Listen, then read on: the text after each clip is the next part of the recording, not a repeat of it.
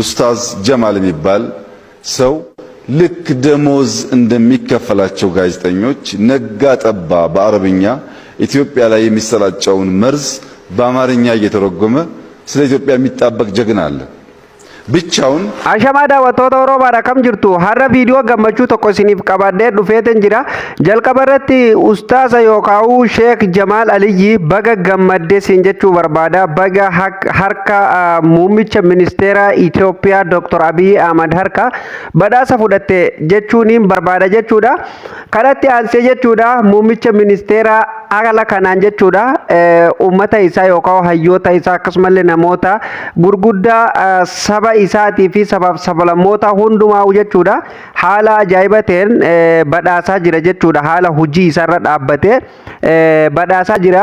Kuni baay'ee waan nama gammachiisu galatoomi jechuun barbaanna jechuudha.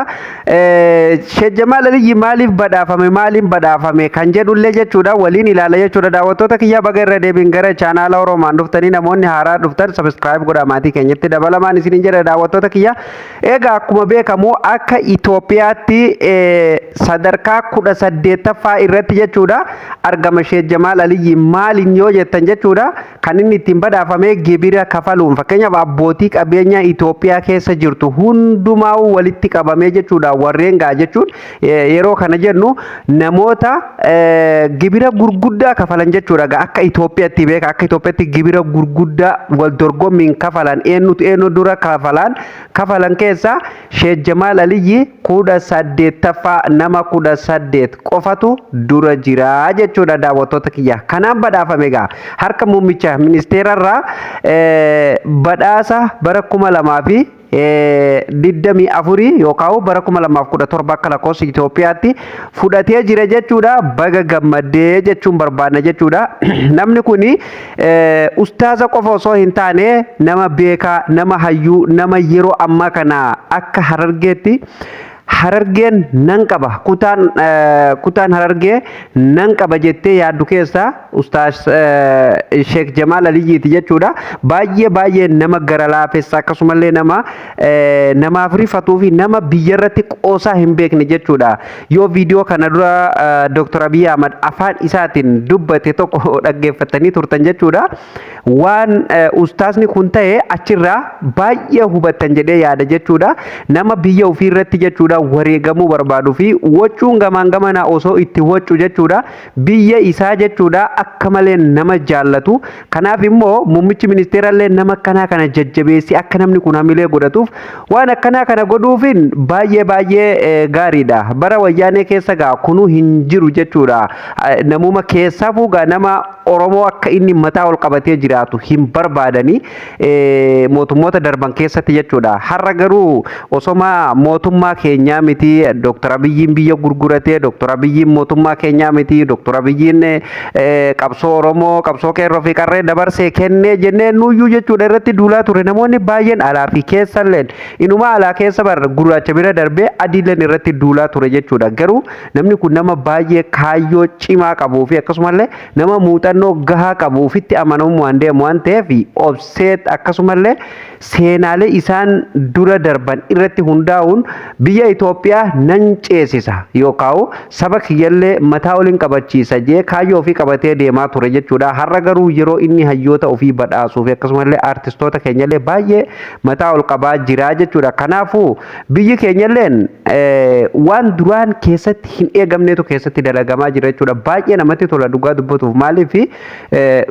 kan biraa dhiisaa guddoo achi fagoo dhiisaa kan itti deemnullee dhiisaa kan darbellee dhiisaa irreechummaan bara 2024 kun yookaan bara 2017 akka lakkoofsa Itoophiyaa kun qoftinuu ragaa guddaadha jechuudha. Addunyaa ni ajaa'ibsiise baay'ee waan biraa dhiisi Itoophiyummaa warreen Itoophiyaa kana dhiisiti addunyaa ni ajaa'ibsiise jechuudha. Inumaa namoonni baay'een bar maal jedhan irreecha baranaa kana irreechi kun amantiidha moo aadaadha yookaan gara addunyaatti finnee maaliif akka addunyaan kabajuun goone jechuun namoota jedhantu jira jechuudha. Booda immoo hin oolamu. Sunillee maaliif jennaan irreechi akka addunyaatti daawwatamaa jira. Akka addunyaatti baay'ee namoonni baay'een dinqisiifannaa ajaa'ibaa keessa galfataa jiranii biyya Itoophiyaa jedhamtu tuni waan guddoon isin ittiin beekamtu irreecha kanaa jechuudha. Kanaafuu muummicha ministeeratiin baay'ee galatoomii jennaan jechuudha. Maaliif lafaa dhufaa keenya yookaan hayyoota keenya jajjabaa sabaa yeroo haala kanaan jajjabeessan baay'ee namatti tolaa jechuudha.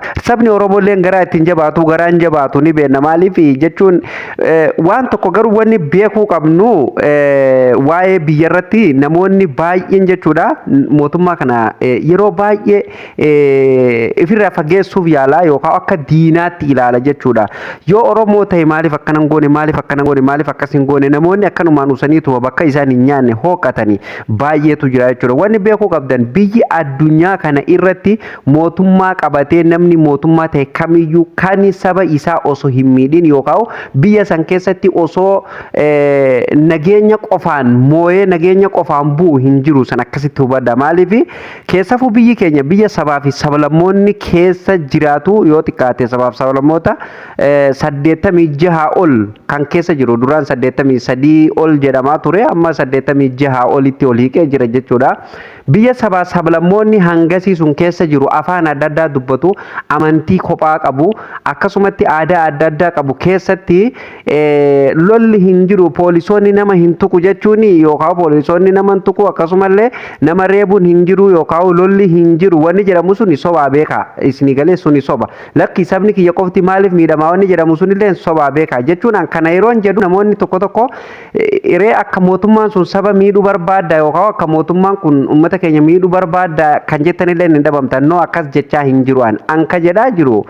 Jechuun mootummaan kun kan Oromoo qofaa miti kan dhaabbate nama Itoophiyaa kana keessa jiru guutumaayyuu walitti qabatee sabaaf sabmoota afaan adda addaatii fi aadaa adda addaa qaban hundumaa'u walitti qabee tokko goosee bulchuu fi dirqama qabaa jechuudha. Saba Oromoo qofaaf maaliif waan Oromoon qofti jaallattu hin goone gaafa jedhanii saba biraa yookaan kutaa biraa ofirratti duulchisuudha moo naannoo biraa ofirratti duulchisuu tamoo ammallee saba ofii fakkeenyaaf inni Oromoodha Oromoorraa dhalatee Oromoo qofa gargaaruu qabaa kan jedhamu kun ilaalcha dogongoraati. Maaliif bitaa laalanii mirga laalanii waan nama marsee jirullee beekanii jechuudha. Akkasitti namni gara fuulduratti yoo deeme nama hin dhibu. Sabni ofillee osoo namaa hubate gaariidha. Namoonni baay'een immoo amma hubatee gara hubannootti waan deeman illee ni fakkaatan jechuudha.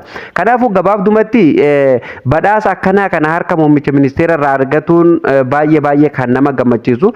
Waa'ee Ustaas Jamaal Aliyyiitti yoo as deebiru jechuudha. Ustaas Jamaal Aliyyillee nama baay'ee jabaa jinuma elemoo qilxuutu deebi'ee nu dhalatee hanga jennu takka geenyee jechuudha. Maaliif namni kun nama baay'ee cimaa nama woca namaan dhageenye nama gara laafessa namaatiif akkasumallee nama biyya ofirratti qoosaa hin beennedha.